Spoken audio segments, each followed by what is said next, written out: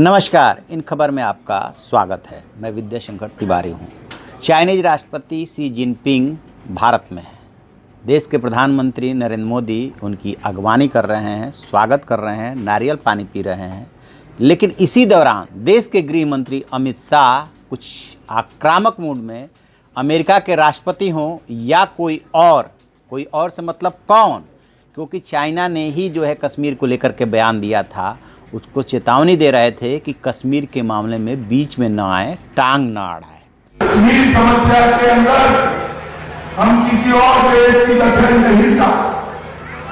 किसी भी देश ने कश्मीर के बारे में बोलने का प्रयास किया, चाहे वो अमेरिका के राष्ट्रपति हो या कोई भी हो, मोदी जी ने स्पष्ट शब्दों में कहा कश्मीर हमारा आंतरिक मामला है, उसमें आप दखल मत। आखिर इसके क्या मायने हैं? हमारा प्रधानमंत्री स्वागत कर रहा है, मीटिंग कर रहा है, और देश का गृह मंत्री जो बीजेपी का अध्यक्ष भी है वो इतना सख्त लहजे का इस्तेमाल कर रहा है।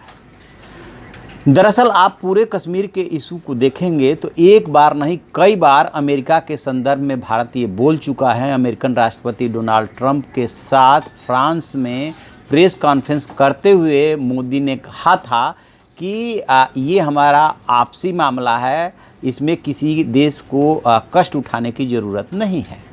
इसके बावजूद ट्रंप नहीं माने, बार बार बोलते रहे, कभी इस तरफ यू टर्न लेते रहे, कभी उस तरफ। जब इमरान खान से मिलते हैं तो उधर से बोल देते हैं कि यदि दोनों देश चाहें, और जब इधर से मिलते हैं यानी कि भारत के प्रतिनिधि या प्रधानमंत्री से मिलते हैं तो कुछ दूसरा रुख अख्तियार कर लेते हैं।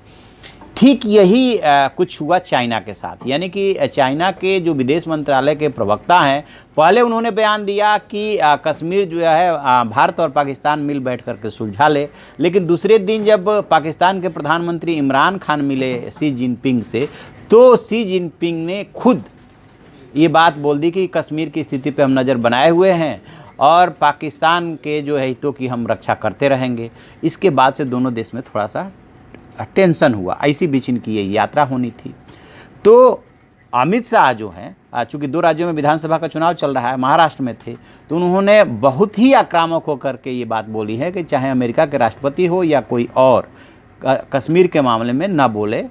चूँकि ऑलरेडी चाइना में चाहे सिंजियांग प्रांत में जो है मानवाधिकार का मामला उइगर मुसलमानों का चल रहा है वो, चाहे हांगकांग में जो प्रदर्शन हो रहा है वो, चाहे साउथ चाइना सी की समस्या है वो, चीन में भी बहुत सारी समस्याएं हैं, लेकिन भारत कभी नहीं बोलता। तिब्बत को लेकर के सबको पता है, नहीं बोलता। लेकिन अब उसको ये लगता है कि कश्मीर के मामले में चीन क्यों बोल रहा है। तो अब होता क्या इसमें, चूँकि पहले से ये इनफॉर्मल मीटिंग निर्धारित थी तो मीटिंग तो कैंसिल नहीं हो सकती थी, और अंतर्राष्ट्रीय राजनीति और डिप्लोमेसी में ऐसी बातों पे मीटिंग कैंसिल भी नहीं होती है। तो ये फिर क्या स्टैंड रहा होगा, सोच समझ के ही अमित शाह ने बोला है। तो जो जानकारी मिल रही है उस जानकारी के मुताबिक ये स्ट्रेटजी का ही पार्ट था कि अभी पीएम नरेंद्र मोदी की मजबूरी हो सकती है कि विदेशी मेहमान की अगवानी कर रहे हैं, स्वागत कर रहे हैं ये, और बीजेपी के किसी नेता या मंत्री की तो कोई मजबूरी नहीं है। जब उनका प्रवक्ता कुछ और बोलता है और राष्ट्रपति कुछ और बोलता है, तो हमारा प्रधानमंत्री भी कुछ ना बोले तो गृह मंत्री तो बोल ही सकता है, रक्षा मंत्री तो बोल ही सकता है। उसी स्ट्रेटजी के तहत अमित शाह ने ये बात बोली है, और बहुत साफ शब्दों में बोली है।